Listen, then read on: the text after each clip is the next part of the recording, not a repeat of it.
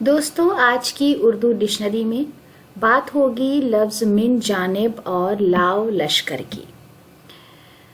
तो सबसे पहले बात करूंगी लफ्ज़ मिन जानिब पर, जिसका मतलब होता है की तरफ से, की जानिब से, अस तरफ, रवाना करने वाला और भेजने वाला।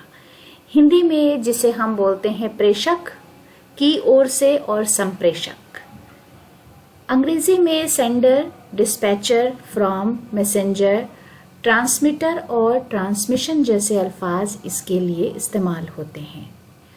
अगला लफ्ज़ है लाव लश्कर। लाव लश्कर आपने ज़रूर सुना होगा, किसी बड़ी भीड़ के लिए, ज़्यादा लोगों की गैदरिंग के लिए इस्तेमाल होता है।